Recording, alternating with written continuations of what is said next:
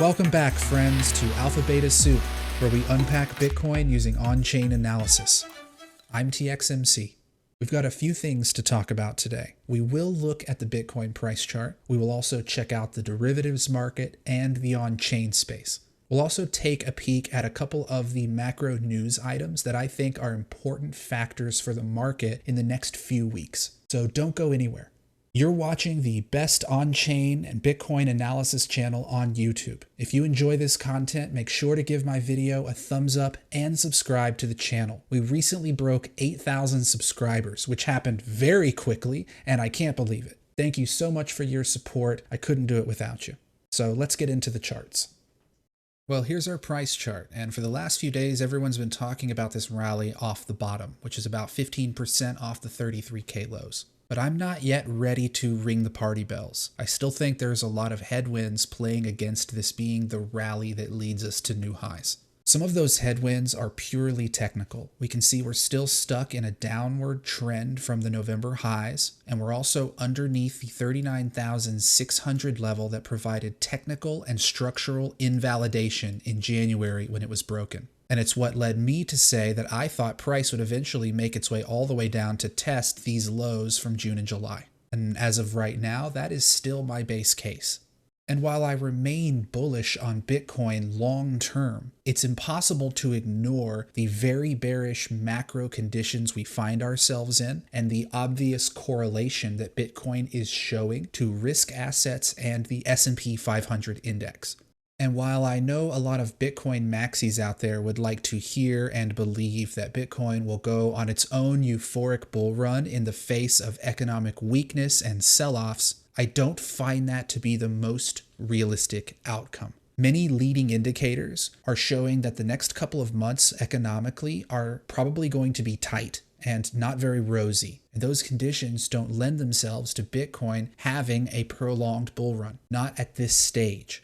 If we look here at this chart of Fed funds futures, this is showing you the market's expectation for rate hikes for this year and next year. And if you assume that each rate hike is 0.25%, this line here showing that in 1 year it expects about 1.25% interest rate means that right now Fed funds futures are pricing in 4 to 5 rate hikes in the next year, and possibly a 5th or 6th one by 2023. Now, when we look back in history, Fed funds futures have often been very wrong in anticipating the number of rate hikes that the Fed actually enacts. Many times they substantially underestimate it. And that's what this report from the CME group here is really talking about, how expectations for rate hikes have often fallen well short of what actually occurs. So the market is expecting a number of rate hikes this year. Whether the Fed can actually perform all of those is part of the debate, but the market itself is expecting tightness.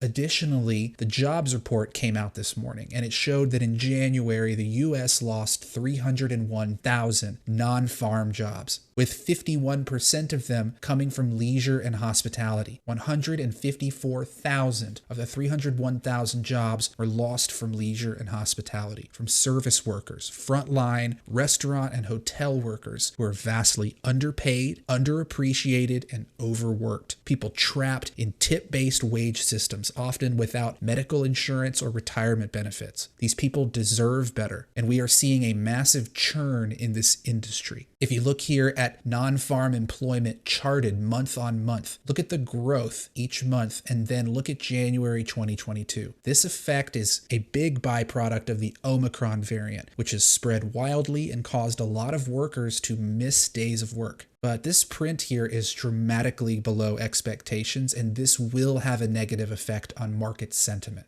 And if you combine this with the now reduced expectations of GDP growth by the Atlanta Fed, while the average forecasts were expecting between 2 and 4% GDP growth, the Atlanta Fed is now estimating 0.1% GDP growth in the first quarter of 2022. So essentially, the Atlanta Fed is expecting almost zero GDP growth for the first 3 months of 2022. So when you combine this with jobs being lost in large numbers and expectations of rate hikes now in the 5 and 6 count, there's a lot of bearish sentiment weighing on the market and a lot of hesitation to invest capital into risk.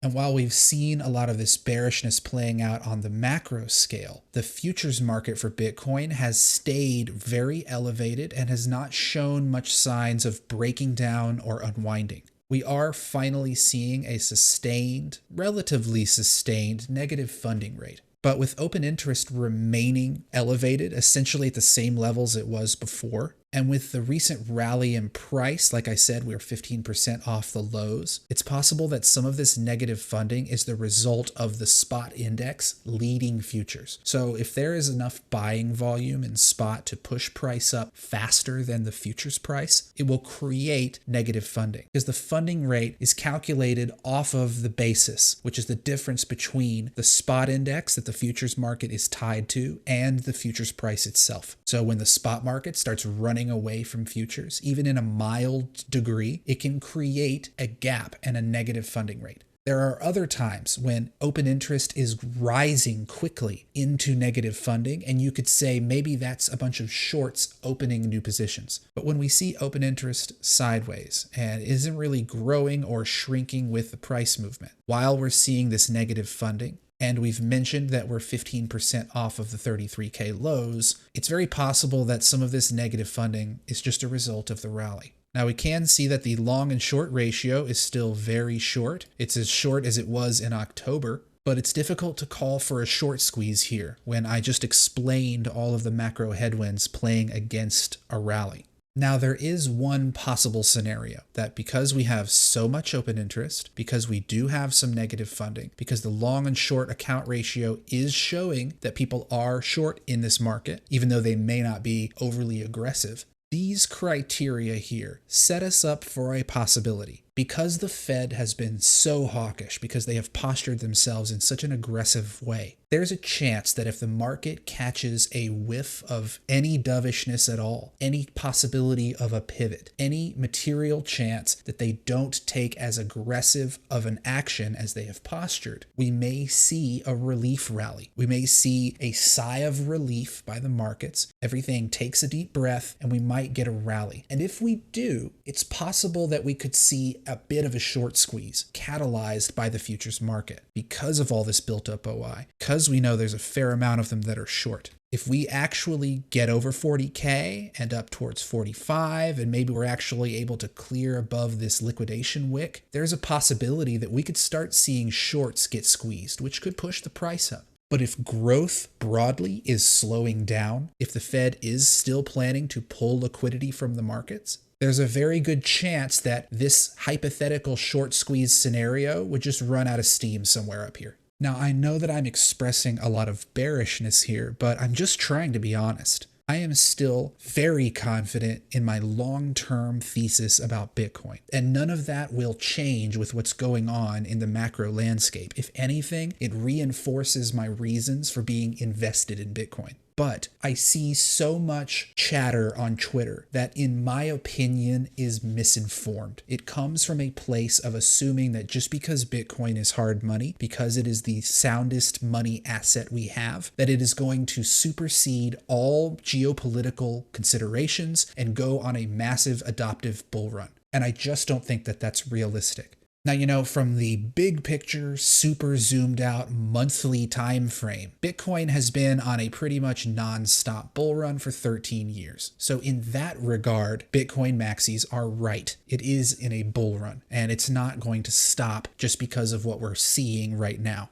But this Bitcoin here is not the same as this Bitcoin here. We wanted institutional money, and we got it. And along with institutional money, which drives adoption, which helps to drive price, we also now have a lot of investors that are very macroeconomically inclined, that are aware of what's going on in the greater markets, and Bitcoin is responding to those things. When the equity markets go risk off, Bitcoin is going risk off. When there's a rally in equities, there's often a rally in Bitcoin. And those correlations are going to strengthen as more institutional money comes to Bitcoin. So we can't have it both ways. We can't want institutions to be here, but then not want price to act as if they are here. So when the Western markets are showing weakness, there is hesitation, and people are waiting to see what the Fed does, Bitcoin is going to act in kind. And that's what we're seeing.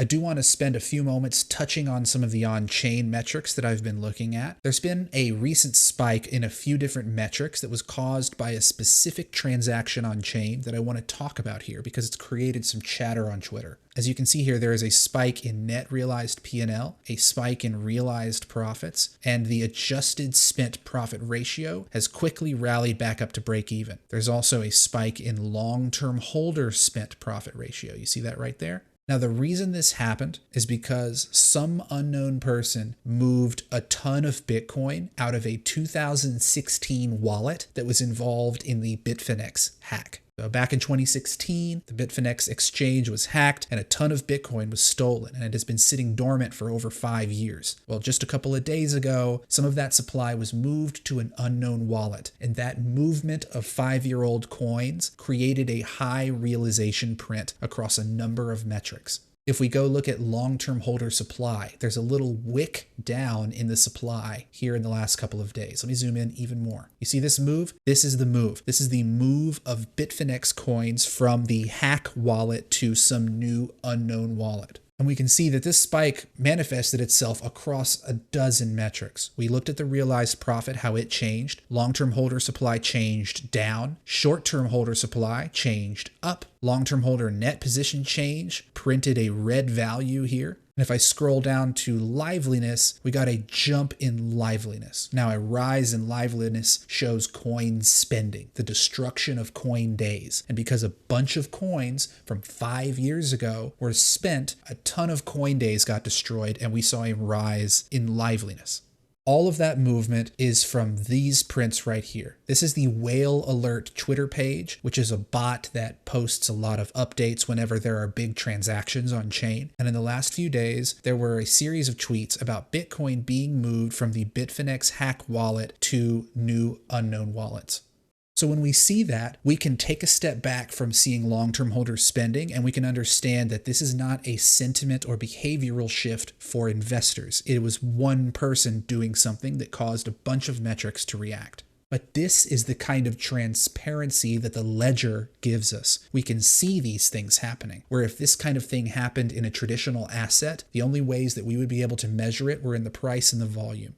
So we did see long-term holder supply reduced, but does that mean that HODLer demand has changed? I would say no. If we look here at the balance of all exchanges for the last year, we can see a steady, consistent outflow trend as price is declining, which is the total opposite behavior of the sell-off in May when we saw a major deposit to exchanges that persisted for a couple of months and didn't start reducing again until the rally took over.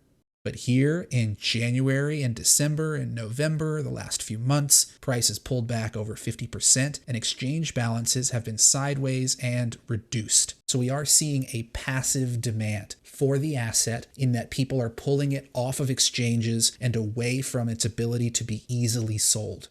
Additionally, when we look at all of the different supply shock metrics that we use to track liquidity and the types of investors holding coins, we can see that illiquid supply, which represents the HODLers and some custodians, their supply is still growing steadily and has not stopped since June. This is passive HODLer demand right here, and we can see that it has not changed whatsoever. But coins that belong to liquid entities, which are more casual investors, newer buyers, it is declining. Supply that belongs to highly liquid entities, which are intermediaries, traders, and exchanges, their supply has been largely declining. And exchange supply shock, which similarly to the balance I just showed you, has been mostly declining. And out of these four groups, the only one that is seeing inflows, that is seeing its supply grow, is the illiquid group, which is the remarkable trend we have been observing for the last several months on this channel. They did help to distribute and spend in May, which helped to put in the top, and since then they have become nothing but strong accumulators. So we are seeing a passive HODLer demand that persists underneath price, regardless of what's going on in the macro situation, regardless of how bearish TXMC might be about the price. HODLers, including myself, continue adding to their stacks. I am in this group. Many of you listening right now are also in this group. And one thing that has me encouraged is when I see this kind of ongoing hodler demand, just persistent accumulation of coins, despite the fact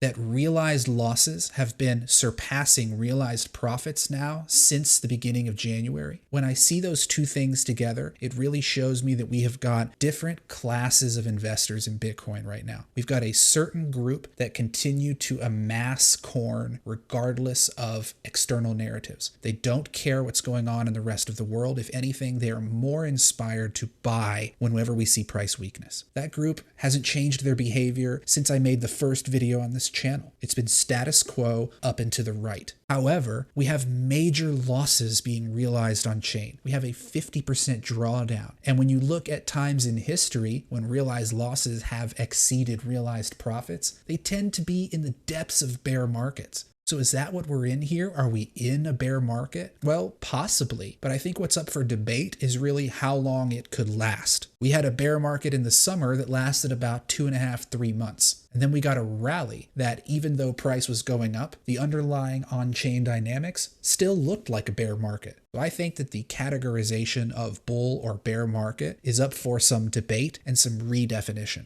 But right now, we are seeing more realized losses than realized profits. It's been going on now for several weeks. And this is usually the outcome of a full market capitulation, which if you look down here at realized losses, they're over $1 billion on a rolling 14-day basis. The highest level it's been since June, back here when we had the mass capitulation. If we look at our spending dashboard, after noticing that realized losses are far exceeding realized profits, if we look here at short-term holder spending, they are still very much underwater, very much in the red, and the majority of loss realization is coming out of this group. There are some long-term holders that are in loss, and each day a few of them are spending. That's partly why we see a perpetual downtrend in the profitability rating of long-term holders, partially because they've adopted coins with higher cost bases, but also there are some of them in loss from back here that are spending down at these values. But the number of them is so small, it's not creating a large print in other aspects, in things like long-term holder supply. It took a Bitfinex hack move to actually create anomalous prints on all of these metrics. So what all are we seeing? Let's bring this all together. We've got realized losses outpacing realized profits, which typically happens in market capitulation. And if you look back over the last few years, that's when we normally see these events. So there is a level of capitulation going on chain, and it is significantly higher than any point since June of last year. While we're seeing that capitulation, illiquid supply is continuing to rise at an aggressive pace, showing a latent hodler demand underneath the surface, taking coins away from exchanges, away from more casual investors, and away from traders. All of these groups are losing supply in favor of illiquid types. The futures market is still very elevated, as we've pointed out, but it's clear that there are some shorts in this market and we're seeing some negative funding. But my gut feel is that a good amount of this negative funding is the result of the rally in the spot market, which kind of left futures behind and it created a bit of a negative funding rate. But because of the existence of shorts and because we see this open interest staying elevated, there is a chance that if this rally continues and we actually break over some of this key resistance, we might see some of those shorts get squeezed and it could create a more sustained relief rally. But my current base case is that I expect this area to be difficult to break through, in part because of a lot of the bearish sentiment going on in the macro landscape. As we discussed, GDP growth estimates by the Atlanta Fed are now down to 0.1%. Basically, no growth at all is expected in the first quarter of this year. And job growth was absolutely abysmal in the month of January, as we saw 300,000 people lose their jobs. All of this happening while the market is pricing in expectations of a very aggressive Fed. Now, because of the aggressiveness of the Fed, it does leave open the possibility of a counter trade, of any dovishness at all leading to a relief rally. But my current base case is still that price will come down and visit this level before it creates a new all-time high, in part because of the way that this downward rally played out and because of everything going on in the macro picture. So I want you guys to understand that on-chain is still very important to our analysis, and we haven't been looking at it as much in the last few weeks simply because what's going on in the rest of the world is important to pay attention to. Bitcoin kind of lives in its own bubble in a lot of ways, but as adoption grows, as institutions become more allocated to it, it will behave more in line with traditional risk assets. And so that's why it's so important, in my opinion, that we stay abreast of what's going on around Bitcoin and not just with itself and its own investors. But I do believe, because of all of this passive accumulation going on, because exchanges are continuing to see outflows, there is a latent underlying demand for the asset that has not waned at all. And I expect that that force will continue to grow over time, which means that Bitcoin is setting itself up very attractively to lead a recovery effort once the macro picture becomes a bit less uncertain. These things do happen cyclically. There will be periods that are more bearish and periods that are more bullish. And right now we are in the former. So manage your risk, don't get too overexposed, and be patient. Wait for the market to show itself to you. That's my approach, and that's the approach that I encourage on this channel. There will come a day in the future, I believe, where Bitcoin will be viewed as a risk-off asset by enough investors that it weathers short-term downsides in the markets. I do believe that, but I still think that we are some years away from that being true. So in the meantime, we have to treat it like the premier risk asset that it is. So when we've got all these factors like GDP growth expectations basically at zero, employment losing 300,000 jobs in a single month, the market pricing in a very aggressive Federal Reserve over the coming year, and we're on the back of an 18-month period where Bitcoin was highly correlated to Western markets, particularly the S&P 500 and the NASDAQ. In addition to all of this institutional adoption and big money players that we know have come to Bitcoin in the last couple of years, we've got to take all those factors into consideration and just be realistic. And the next couple of months just don't look that rosy. So for me, it's a great time to continue dollar cost averaging into my long-term position and awaiting a clearer trend in the market. So that's the way I'm looking at things now. Make sure you follow me on Twitter at TXMCTrades. I post a lot of my charts and thoughts on there, and I try to bring as much of it to the videos as I can, but not everything makes it. I did have a live stream last Saturday that was a ton of fun. If you missed it, it is on the channel for you to watch the replay, and we'll probably do another one here pretty soon. I'm not sure if I want to do them weekly or bi-weekly. I haven't figured out a cadence yet, but we will do another stream very soon. It was great getting to talk to many of you in real time. If you have any questions or feedback for me, make sure you leave it down below in the comments. I know I've expressed a lot of bearishness on the channel in the last few weeks, but I hope you understand that my long-term thesis is very bullish, and it's just my priority to be as realistic and rational as possible about the current market.